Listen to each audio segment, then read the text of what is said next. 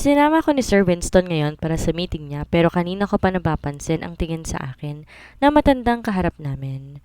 Hindi ko alam kung duling ba siya o talagang nasa akin ang tingin niya habang kaharap niya at ang kausap ay ang boss ko.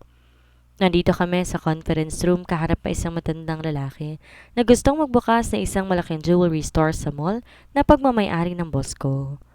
Tumikim ang boss ko kaya napatingin ako sa kanya.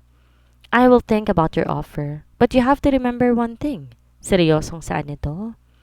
I never made a deal with someone who loves to fantasize about my employee. Excuse me? Tila napahiya matandang kaharap namin. You keep on staring at her. Tukoy sa akin ang boss ko. Napapansin din pala niya yon. Mabuti sana kung simpleng tingin kaso ang uncomfortable kasi titig talaga ang ginagawa niya. I am just appreciating her beauty. You have a very beautiful secretary. Ngumisi ito. Are you sure you never like her? Malisyosong tanong pa nito. Biglang umisi ang boss ko pabalik sa matanda. I don't think we can be business partners. I will never work with a pervert. Your attitude right now is pissing me off. Let's end this meeting before I'm wasting more time on you. Saad ng boss ko bago mabilis at tumayo, hinila na ako palabas ng conference room. He is a big client. Malaking may papasok niya sa atin kung hahayaan mo siya magkaroon ng pwesto sa mall. Saad ko habang naglalakad kami papuntang elevator. So sinasabi mong dapat, hinayaan ko na lang na bastusin ka niya? Ang tanda-tanda niya na puno ng pagnanasa kung makatingin sa'yo. Nakasimangot na saad nito. Salamat sa pagtatanggol sa akin sir, pero paanong hindi ko kailangan ng pera niya? Puto nito sa sasabihin ko. Madami ako nun. Napailing na lang ako sa sinabi niya. Kapag ganito na ang tono niya na parang naiinis siya, wala na akong choice kundi ang manahimik dahil alam kong hindi siya makikinig sa akin. Pinindot nitong floor kung nasa ng opisina namin. Next time, hindi na talaga kita isasama sa kahit anong meeting ko. Ang liit-liit mo na nga, napapansin ka pa rin palagi. Tinignan ko siya na masama dahil sa sinabi niya. Nagawa pang manlait. Oo na, hindi na ako matangkad. Wow, hindi mo pa sinabing bansot ako. Sarcastic na saad ko. Lampas 6 feet ang taas nito kaya hanggang balikat lang niya ako. Siya na ang kapre at ako na ang duwende. Hindi ka naman bansot. Mukhang di ka lang talaga natulog tuwing tanghali ng bata ka pa. Pangasar nito. Minsan talaga gusto ko nang kalimutang boss ko siya at ibalibag ko na lang. Bakit kayo ba? Puro tulog kaya? Daig niyo pa ang kapre sa tangkad? Nanlaki ang mga mata nito sa sinabi ko. George, hindi naman ako mukhang kabayo. Gwapo kaya ako. Pagbubuhat pa nito na sariling bangko. Tiningnan ko siya pero hindi ako nagsalita. Bilib din ako sa hangin ng boss ko. Oo, gwapo siya pero hindi ko inaasahan na talagang bubuhatin niya ang sarili niya. Tsaka kapag umuo ako sa kanya, mas lalaki ang ulo niya. Hanggang sa muling bumukas ng elevator, hindi ako nagsasalita. Muli akong bumalik sa table ko at nagsimulang magtrabaho ulit pero napatingin ako sa intercom nang tumawag ang boss ko para sabihing pumasok ako sa opisina niya. Naabutan ko tong nakatingin sa salamin, sinisipat ang sarili. Tila hindi to mapalagay kaya napakunot ang noo ko. Sir? Tawag ko sa pansin niya. George, hindi ba talaga ako gwapo? Biglang tanong nito na lalong kinakunot ng noo ko. Ano na naman ang problema nito? May itsura naman po kayo, napipilitang sagot ko. Lumaglag ang balikat nito at tamad na sumandal sa swivel chair niya. Tila hindi to makapaniwala sa naging sagot ko. Kahit tae may itsura, George. Tila pagmamaktol pa nito. Inatake na naman siya ng saltik niya. Hindi naman po kayo mukhang tae. Napanganga ito sa sinabi ko. Halata sa mukha nito ang shock. May mali ba ako nasabi? Huminga ako ng malalim. Mukhang alam ko na ang pinagpuputok ng butsi nito. Gwapo po kayo. Bigla itong umiti na malapad sa akin. Parang batang binigyan ito ng candy. Muli itong tumingin sa salamin kaya't lihim kong naitirik ang mata ko.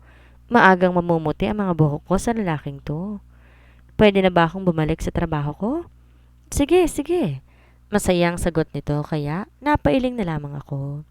Di ko akalaing magiging big deal sa kanya ang hindi ko pagsang-ayon kanina na hindi siya gwapo. Gwapong retarded. Bulong ko sa hangin bago tuluyang lumabas ng opisina niya. Kung yung ibang boss sobrang stricto, siya naman, daig pang isip bata.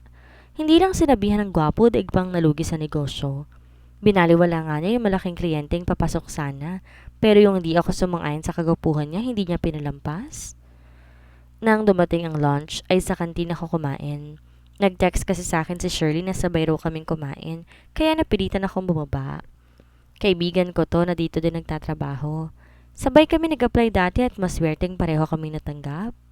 Nasa marketing lang siya kaya hindi kami nagkikita palagi. Daig mo pa ang grade school, hindi ka nawawalan ng baon. Sad ni Shirley na makaupo sa katapat ko. May dala tong tray na may lamang pagkain. Nasanay na kasi ako, tsaka para makatipid na rin. Grabe ka magtipid. Daig mo pang may 5 anak, alam mo, magjowa ka na may tagalibre ka. Suggestion ito. Jowa ba? Bakit parang tunog sugar daddy yung pinapahanap niya sa akin? Di naman ako mukhang pera. Hindi pa ako ready na masaktan. Tumirik ang mata nito. Huwag kang ang nega. Hindi naman lahat ng lalaki manluloko. Tsaka sa una lang masakit. Pili ang saan nito at kumindat sa akin. Alam ko kung anong ibig sabihin niya, pero hindi ako nag-react. Tsaka may manliligaw ka na, hindi ba? Gwapo rin naman si Philip. Ayaw mo ba sa kanya? Gusto siya ni mama.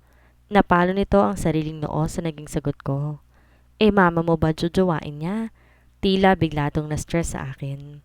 Ayaw mo sa kanya? Mabait naman siya. Pero hindi mo type. Mabait naman talaga si Philip pero hindi ko alam kung bakit di ko siya magustuhan. Si mama rin ang nag-utos sa akin na subukan makipag-date sa kanya. Pinagbigyan ko lang ang nanay ko. Noon namang nagsabi siyang manliligaw, sinabi ko sa kanya hindi pa ako handa. Pero ang sabi niya willing siyang maghintay. Hindi ko alam, okay naman siya sa akin. Walang kilig? Never pa naman akong kinilig dahil sa lalaki. Tsaka sabi nila hindi lang naman daw kilig ang batayan sa isang relasyon. Baka naman may iba kang gusto. Nagdududang tumingin to sa akin. Crush mo rin ba si Sir Winston? Pabulong na tanong nito. Hindi ah. Sure ka? Kasi okay lang sa akin kung same tayo ng crush. Crush-crush lang naman eh. Siguro kahit gaano pa kagwapo ang boss namin, hindi ako magkakagusto doon dahil alam kong sakit sa ulo lang mapapala ko sa kanya. Masyadong pasaway. At lalong di ako mahilig sa mga lalaking friendly sa babae pero takot naman sa relasyon. Ganon kasi ang boss ko kaya maraming babae na laging dumadalaw sa opisina niya. Masyado siyang friendly kaya minsan nag-aakala silang gusto sila ng boss ko. Tsaka anong akala niya sa boss namin? Pagkain na pwedeng i-share? Alam mo, kumain ka na lang. Gutom lang yan eh. Saad ko sa kanya habang patuloy na kumakain. Hindi kasi to makakain na maayos dahil abalang mag-interview sa akin. Sana hindi ko na lang siya sinabayan kumain kung alam kong love life ko lang din palang pag-uusapan namin. Matapos namin kumain ni Shirley, nagtungo muna ako sa comfort room. Umiihi ako at palabas na sana ako sa cubicle nang may marinig ako nagsasalita sa labas. Nakita mo na yung secretary ni CEO? Sabi ni Alvin maganda raw, crush niya nga eh. Hindi ko kilala kung sino ang Alvin na tinutukoy nila. Pero sure ako na ako ang pinag-uusapan nila dahil ang boss ko naman ang CEO ng kumpanya at ako ang sekretary niya. Sabi nga, kaso daig paro si Miss Tapia is nabera daw. Talaga ba? Nako, kapag nakita ko siya wag niya akong tatarayan. Hindi ko siya uurungan. Saad ng isa at sabay silang tumawa. Tuluyan na ako lumabas ng cubicle. Sabay pa silang napatingin sa akin. Mukhang mga bago lang sila kaya hindi pa nila ako nakikita. Naghugas ako ng kamay habang napapansin ko nakasunod ang tingin nila sa akin. Tumingin ako sa kanila nang kumuha ako ng tissue para tuyuin ang kamay ko. Next time kapag mag-uusap kayo, siguraduhin niyong walang makakarinig sa inyo ha, saad ko. Excuse me? You're not excused. I hate it when people are talking about me behind my back. Wika ko bago tumalikod sa kanila at lumabas ng comfort room. Ayoko talaga kapag inuhusgahan agad ako ng isang taong hindi pa ako kilala. Hindi naman ako isnabera, hindi ko lang ugaling makipagplastikan sa iba. Kaya kapag alam kong ayaw sa akin, hindi ko na lang pinapansin. Bumalik ako sa table ko at muling nagpatrabaho. Pero napataas ang tingin ko nang biglang may tumuktok sa harapan ko. Kaya napaangat ako ng tingin at nakita ko ang boss ko sa lubong ang kilay. Ano na naman kaya ang problema nito? Yes, sir? You did not go out with him? Him? Yung manliligaw mong willing maghintay. Oh, si Philip palang tinutukoy niya. Bakit parang investigador naman siya ngayon? Hindi po. Where did you eat? Dati naman sa pantry ka lang madalas nagla-lunch. Sa kantin? Patanong na sagot ko dahil hindi ko alam kung bakit tinatanong ako nito. Tumango lamang ito. May problema po ba? Nothing. May tatanong sana ako sa'yo kanina pero hindi kita makita. Paliwanag nito. Ano po yun? Never mind. Just give me a copy of the quarterly inventory. Wika nito bago muling pumasok ng opisina niya. Ba't kailangan pa niyang lumabas ng opisina? Pwede namang tumawag na lang siya sa intercom. Mabilis kong kinuha ang bag ko at umalis ng table ko.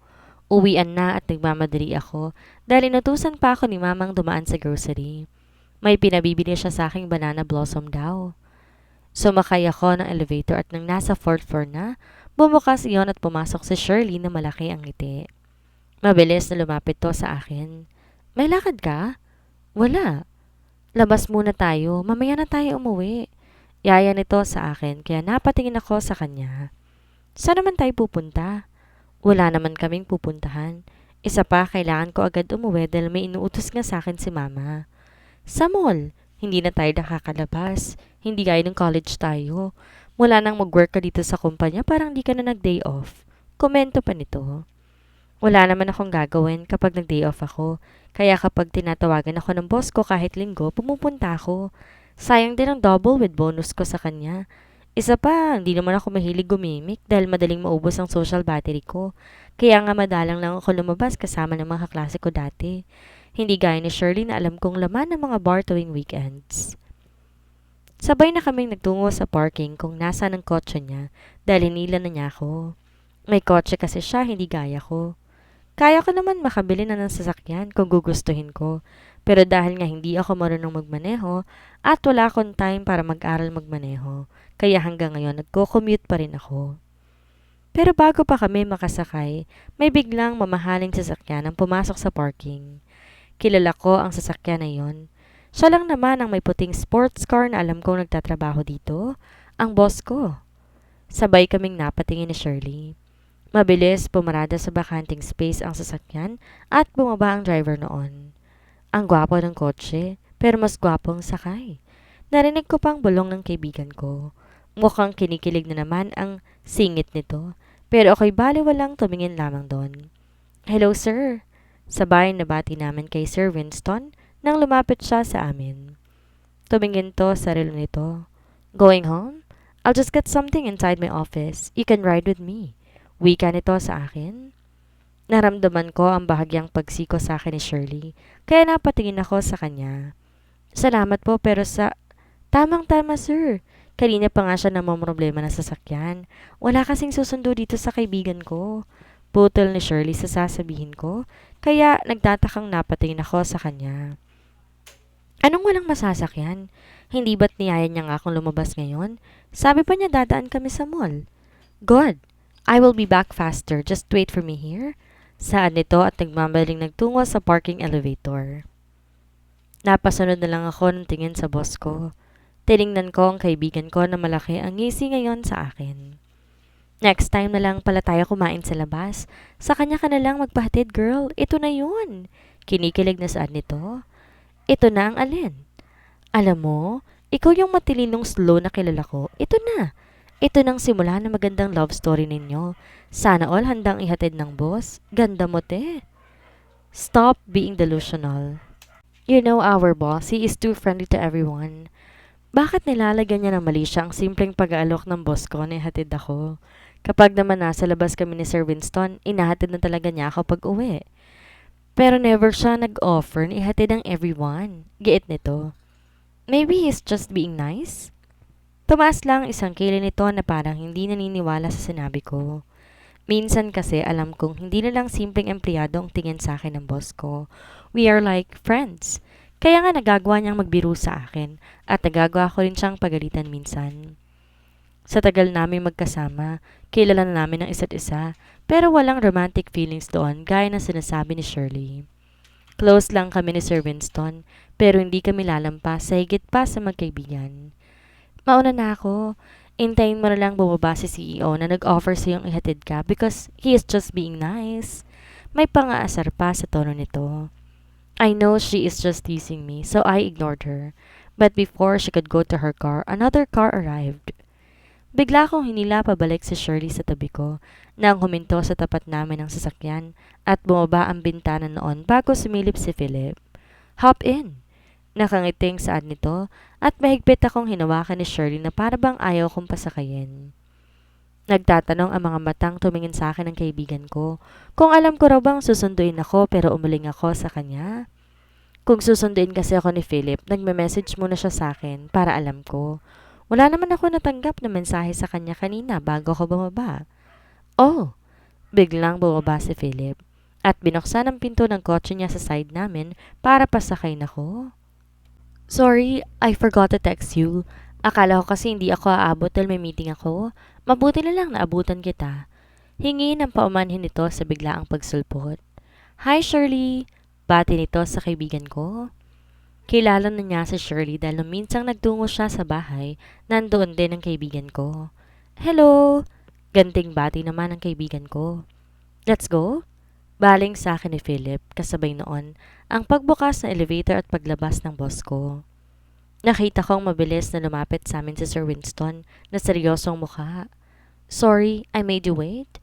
Saad nito sa akin at tumingin kay Philip. Who is he? Tanong ni Philip na nagulat sa pagsulpot ng boss ko. Her boss, and you are? Maangas na tanong ng boss ko. Her suitor. Nandito ko para sunduin siya. Nagkatingin ang dalawa at tila walang sino man sa kanila ang balak na magbaba ng tingin. Hindi ko alam pero parang may namumuong bagyo sa pagitan nila kahit ngayon lamang sila nagkita. So, it's him. Baling sa akin ng boss ko. Why? Kurot noong tanong ni Philip kay Sir Winston. Siguro nagtataka to sa inaakto ng boss ko, kahit naman ako, di naman to ganito palagi. Mas sanay akong parang retarded, hindi ganitong seryosong mukha. Nothing special? Sagot ng boss ko na wala pa ring ekspresyon ng mukha. Kailan pa siya naging cold? Tila asar naman na reaksyon ni Philip. Let's go, George. Humawak pa ito sa nakabukas sa pintuan ng kotse niya para sabihin sa akin na sumakay na. I already told her that it's me who will drive her home. Saad naman ng boss ko na tila hindi magpapatalo. Sabay silang napatingin sa akin. Tila ba naghihintay sila kung kanino ako sasama? Tumingin ako kay Philip pero mahigpit na humawak ako sa braso ni Shirley na kanina pa nanonood sa dalawang lalaki. Malaki ang ngiti sa akin ni Philip habang nakikita ko sa gilid ng mata ko ang unti-unti namang pagsimangot ng boss ko. May lakad pa kami ni Shirley. Pasensya na, hindi ko kasi alam na susunduin mo ko. Bumaling na ako sa boss ko. I am sorry, sir, but thanks for the offer. You still have dinner with Mr. Fletcher tonight. Don't forget about it. Birin ko pa sa kanya dahilan para malukot ang mukha nito. Bumuntong hininga si Philip. Okay. Sa Sunday na lang kita susunduin. Don't forget about our date. Paalala pa nito. I can't promise that I can go. Nakita ko naman ang malaking pagngisi ng boss ko. Hindi ko alam kung bakit bigla ito naging masaya. Gayong kanina na may nakasimangot na ito. Sige Philip, Sir Winston, una na po kami. Singit ni Shirley. Tumango ako sa kanila bago humakbang papunta kung saan nakaparada ang sasakyan ni Shirley. Mabilis na sumakay ako sa passenger seat. Nakita ko pa ang pagdaan ng sasakyan ni Philip habang nagsiseatbelt ako. Haba ng hair mo? Biglang komento ni Shirley kaya napatingin ako sa kanya. Ang intense naman noon. Pinag-aagawan ka ng dalawang hot na lalaki.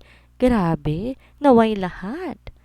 Gusto lang nila akong ihatid. Komento ko. Exactly. Yung mga mata nila naglalabanan kanina. Hindi mo ba napansin parang may laser na lalabas sa mga mata nila? Para ako nanonood ng telenovela, no? Ikaw yung bida tapos pinag-aagawan ka ng dalawang gwapong lalaki. Kinikilig na saan nito. bago binuksan ang makina ng sasakyan at nagsimulang magmaneho palabas ng parking. Napatingin ako sa gawin ng boss ko gamit ang side mirror at nakita kong pinailaw nito ang sasakyan gamit ang car key na hawak nito. Kapapanood mo ng drama, kung ano-anong pumapasok dyan sa isip mo, pati yun nilalagyan mo ng mali siya. Saway ko sa kanya. Nagkataon lang na dumating si Philip, tapos nag-volunteer ang boss ko na ihatid ako. Kaya nga sa kanya ako sumama para wala akong samahan sa dalawa. Tsaka may lakad naman talaga kami. Siya pa nga nagaya sa akin. Sinabi lang ni Sir Winston na ihahatid niya ako. Bigla niya na akong pinagtulakan. Hindi no? Anong brand bang gusto mo? Brand? Payo ko lang sa'yo ha. Piliin mo kung anong sigarilyo bang hihititin mo. Cigarette smoking is dangerous to your heart. Napakunot no ako sa sinabi sa niya. Hindi ba dapat lungs? Bakit heart? Sigarilyo? Ano bang pinagsasabi mo? Di naman ako naninigarilyo ah. Wala akong bisyo. Pwes, malapit ka nang magkabisyo. Ha? Hindi ko talaga magets ang sinasabi niya. Hindi ko alam kung bakit napunta sa paninigarilyong usapan namin. Ano brand ba ng sigarilyo ang gusto mo? Winston ba o Philip?